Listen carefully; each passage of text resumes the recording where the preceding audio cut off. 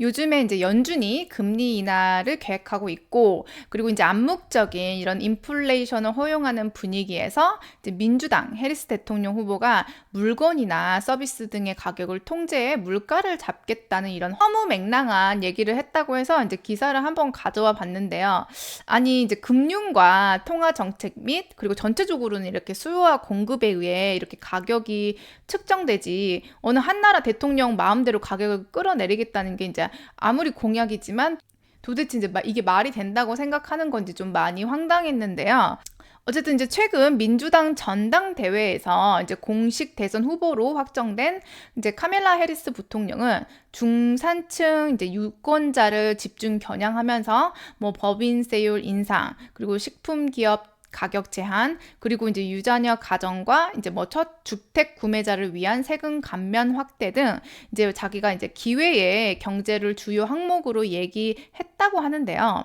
이제 해리스 부통령은 이날 이제 수락 연설에서 이제 뭐 의료, 주거, 식료품처럼 이제 일상생활에 필요한 비용을 이렇게 낮추기 위해서 기업들과 함께 노력할 것이며, 이제 뭐 중소기업 소유주와 창업가들에게도 이제 자본에 대한 접근성을 이렇게 높이겠다라고 말했다고 하고, 이제 이미 공약으로 밝혔던 대로 이제 미국의 주택 부족 문제를 종식시키고, 이제 뭐 사회보장과 이제 메디케어 이런 것도 이제 보호할 것이라고 이렇게 언급했다고 하는데요.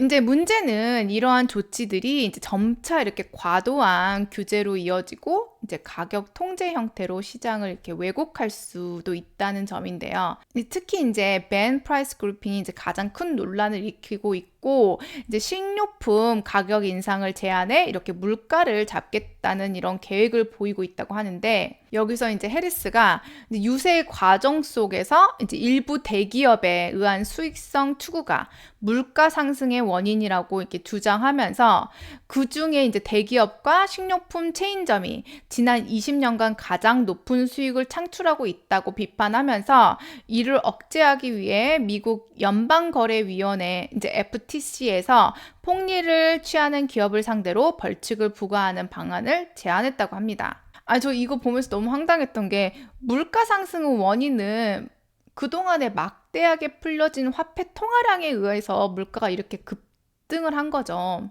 지금 미국에서는 식료품 값만 이렇게 오른 게 아니거든요. 모든 물가가 다 올랐기 때문에 이렇게 정부에서 막대한 돈을 풀고 그러한 막대한 화폐량에 의한 이러한 물가 상승을 기업 탓을 했다고 하는 게 조금, 정말 이거는 정부 책임이죠. 정부 책임을 고스란히 지금 기업들에게 책임을 묻는 건데, 식료품 가격 제한 정책은 1970년대 실패한 정책이라는 점에서 이제 워싱턴 포스트 등 이제 민주당의 우호적인 언론에서도 이제 포퓰리즘이라는 비판이 나왔고, 이제 워싱턴 포스트는 이제 해리스 부통령의 계획이 전임 민주당 대통령들보다 경제 정책을 완전 이렇게 더 왼쪽으로 이제 끌고 간 바이든 대통령에 비해서도 더 강도 높은 포퓰리즘이라고 이렇게 평가했다고 합니다. 워싱턴 포스트는 이제 아마존 창립자인 제프 베조스가 이제 소유한 이런 언론 기업인데요. 여기 워싱턴 포스트는 원래부터 완전 민주당 편이에요. 그래서 원래 이제 제프 베조스는 이제 완전히 이제 민주당 쪽인데, 그런데 이런 워싱턴 포스트마저도 아니 어떻게 상품 가격을 정부 마음대로 억제로 규제하고 낮추냐 이렇게 비판을 한 거죠. 아니 물가 상승을 한 것은 정부인데 그걸 이제 기업에게 이제 책임을 묻고 그거를 한마디로 그런 책임을 전가시킨다 이 말이죠. 특히 이제 식료품 같은 거는 이제 기본적으로 수요와 공급뿐 아니라 이제 기후 문제, 병충해 문제, 뭐 다른 나라와의 이런 수입 수출 현상도 있는데, 결국은 이거를 이제 정부 차원에서 가격을 보조하려면 정부가 이제 이를 뒷받침할 수 있는 이제 튼실한 정부의 이제 대차 대조표가 있어야지 이런 정책을 이제 뒷받침할 수 있는 거거든요. 근데 이제 미국 정부는 일반 가정으로 이제 비유를 하면 이제 저축은 지금 하나도 없고 갚아야 할 빚만 이렇게 잔뜩 있는데 도대체 어떻게 가격을 조정하겠다는 건지, 이거를 어떻게 서포트를 할 수 있다는 건지, 이게 조금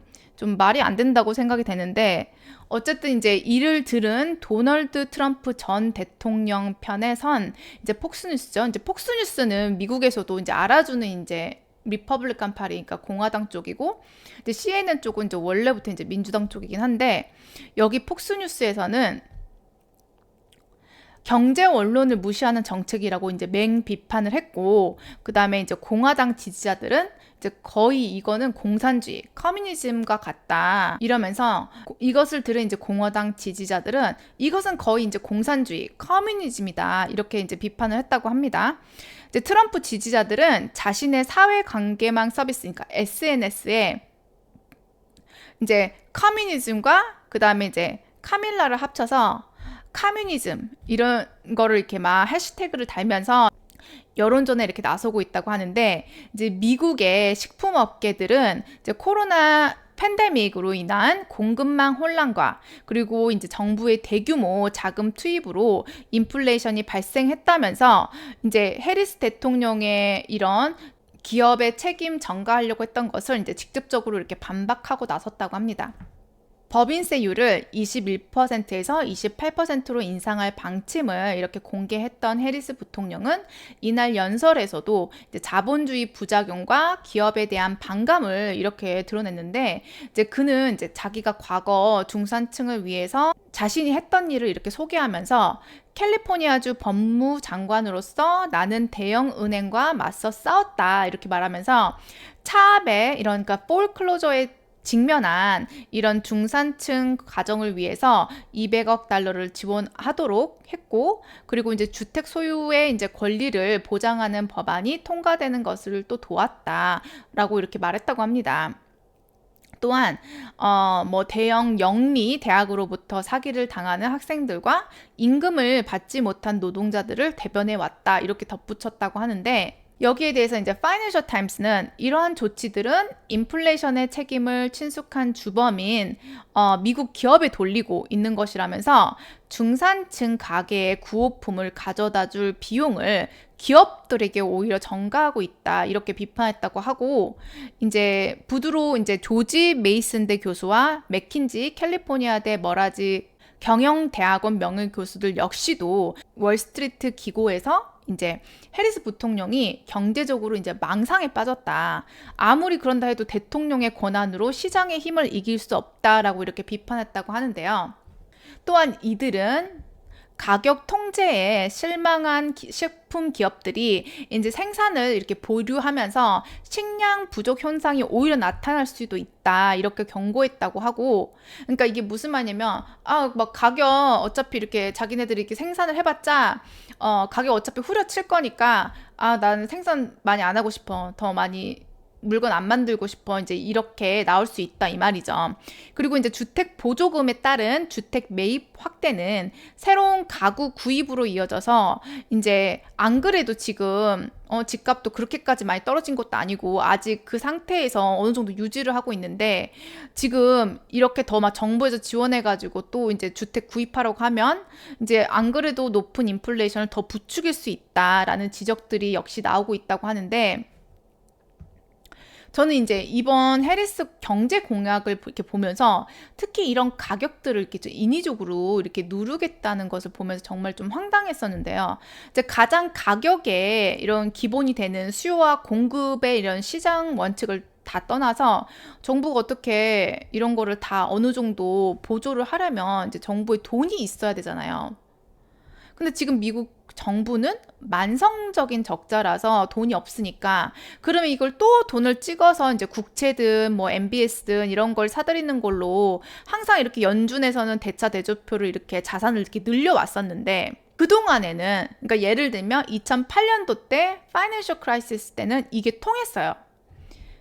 그렇게 많이 풀려진 달러들이 이제 마침 다른 나라들에서 이제 달러 외환 보유액을 이제 늘리기 위해서 그렇게 엄청나게 찍어진 달러들을 이제 다른 나라에서 이제 사들인 거죠. 자기네들 이제 외환 보유액을 이렇게 채우기 위해서. 그래서 이제 엄청나게 풀려진 달러들이 이렇게 흡수될 수 있었던 거예요, 그때는. 그랬기 때문에 그때 2008년도 때 어마어마한 막 이렇게 돈을 풀었지만 물가 상승률은 실제 나타나지 않았었죠, 미국에서. 그래서 그때는 헬리콥터 이제 버냉키 연준 의장이 그렇게 양적 완화를 통해서 뿌린 달러가 실제 미국에서 인플레이션이 발생하지 않았던 거예요. 즉 물가 상승으로 이어지지 않았었죠, 그때는. 하지만 이번 2020년도 때 이제 코로나를 거치면서 똑같은 방식으로 이렇게 뿌려진 달러는 다른 나라들로 이렇게 흡수되지 않고 대부분의 달러 유동성이 이제 고스란히 이렇게 물가 상승으로 이렇게 이어져 왔었는데요. 이제 그 이유 중 하나는 이제 일단 다른 나라에서 더 이상 미국의 이런 엄청난 달러를 매수하지 않았던 거예요. 그러니까 이렇게 달러를 맨날 이렇게 찍어대니까 미국 정부의 재정과 그리고 달러 가치에 대한 의구심이 이제 생기기 시작한 거죠. 그래서 이제 넘쳐난 유동성이 고스란히 이렇게 인플레이션, 즉 물가 상승을 이렇게 초래했었는데 미국이 이런 정책을 하려면 이제 일단 그러니까 세금을 걷어들인 돈으로는 일단 충당이 안 될 게 뻔하니까 또 자금을 조달하기 위해서 이제 달러를 찍어내든지 아니면 이제 미국 채권을 팔든지 해야 되는데 과연 이런 미국 채권이나 달러들을 다른 나라에서 계속 매수를 해줄 수 있냐는 거죠. 뭐든지 이제 수요와 공급이 이제 밸런스가 어느 정도 맞아야지 적정 가격이 이렇게 형성이 되는데 지속적으로 계속 공급이 많아버리면 그 가치는 뭐 그게 상품이 됐든 부동산이 됐든 주식이 됐든 어쨌든 간에 모든 거는 다 공급이 너무 많으면 그 가치는 떨어지게 돼 있잖아요. 그런 가치가 계속 떨어질 게 보이는데 과연 그런 물량을 계속 누가 이제 받아줄 수 있냐는 거죠, 결국에는. 이제 미국 달러가 뭐 결과적으로 없어질 일은 절대 없겠지만 이제 뭐 장기적으로는 이런 가치 하락과 그리고 달러의 힘, 파워가 이렇게 충분히 이렇게 떨어질 가능성이 이제 갈수록 높아지고 있는 것 같습니다.